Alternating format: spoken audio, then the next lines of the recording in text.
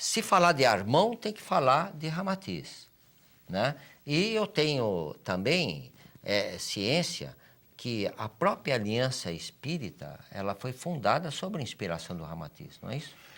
Veja bem, o trabalho quando a gente se propôs a fazer essa pesquisa do Armon, existe um capítulo na vida do Armon que não tem como você não tocar, que é a influência que o Ramatiz exerceu sobre o trabalho dele.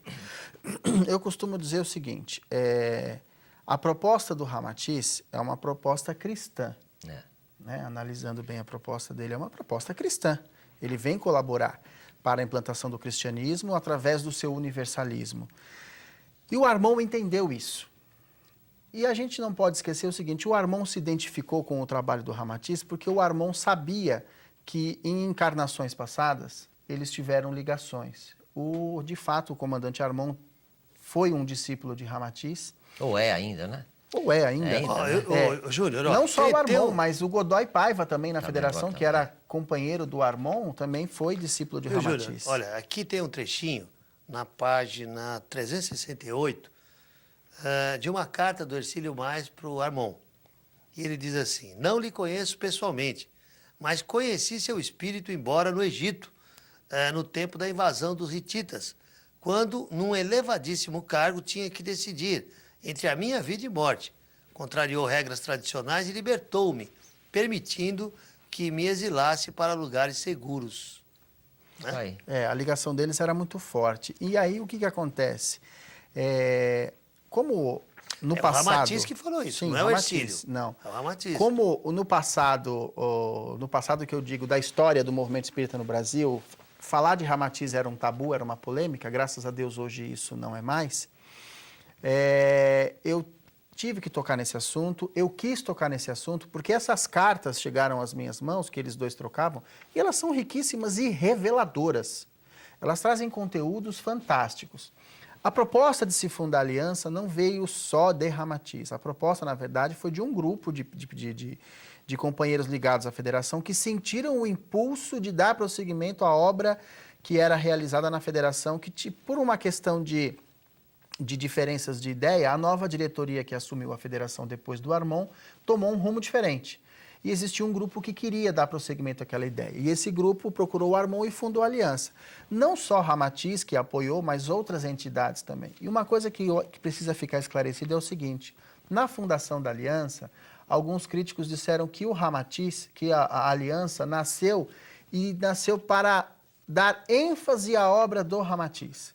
A aliança não nasceu para dar ênfase à obra do Ramatiz. A aliança adotou também a obra do Ramatiz porque nós entendemos que ela faz parte de um aculturamento doutrinário. Certo. Não só do Ramatiz, como de qualquer outro autor que venha colaborar. Na aliança nós não temos essa questão de banir um livro das nossas instituições. Nós não fazemos isso, porque isso atenta contra a liberdade das pessoas, principalmente a cultural.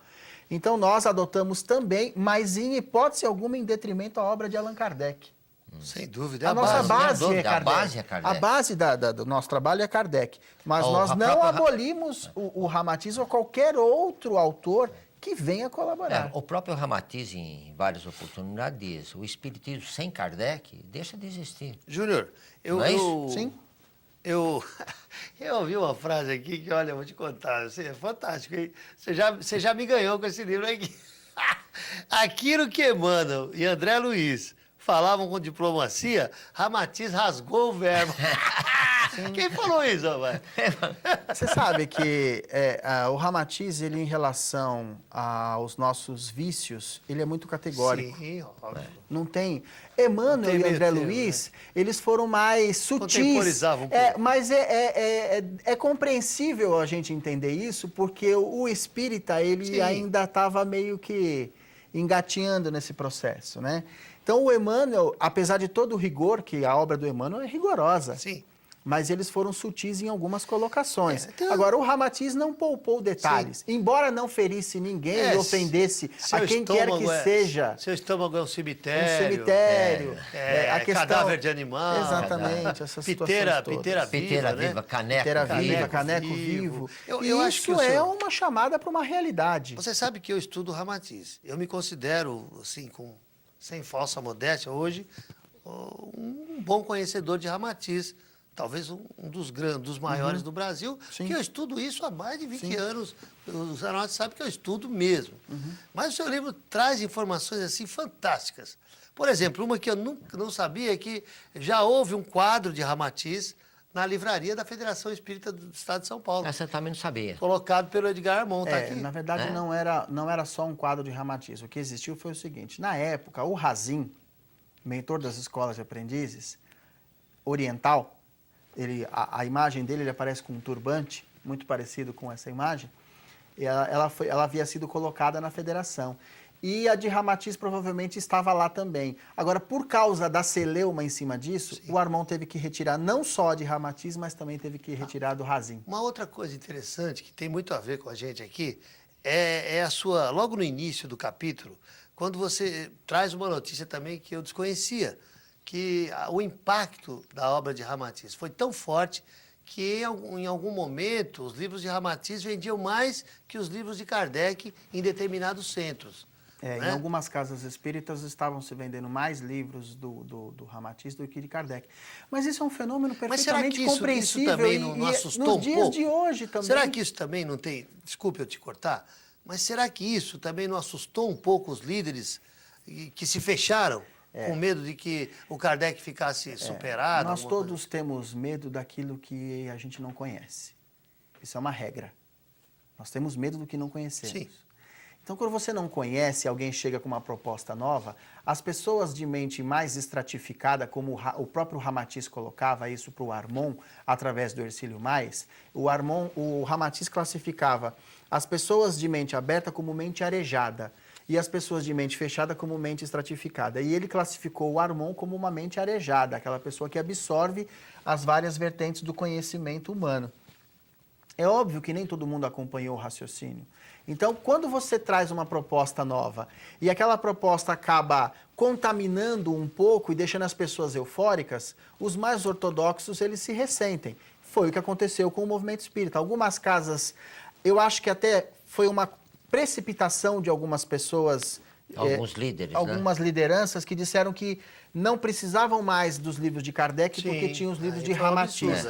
E isso foi a gota d'água. A gota d'água para que os críticos começassem a trazer informações que não eram verdadeiras. Embora em alguns pontos, em alguns momentos, uma ou outra obra do Ramatiz, em alguma situação, vendeu mais que a codificação ainda continua sendo o livro mais vendido do movimento espírita até hoje. Não é insuperável. É interessante, eu estou vendo a própria obra do André Luiz, quando surgiu... Sim, claro, foi ridicularizada. Foi ridicularizada, e só que logo em seguida vendia-se mais André Luiz em algumas instituições do que os livros de Kardec. Porque os livros de Kardec... Ao contrário de que muitos ao contrário do que muitas pessoas pensam, às vezes eu também sou criticado por me manifestar dessa forma, não são livros de fácil entendimento. Sim. Você precisa de um grupo de pessoas, porque exige nível cultural diferente em diversas áreas para você poder atuar.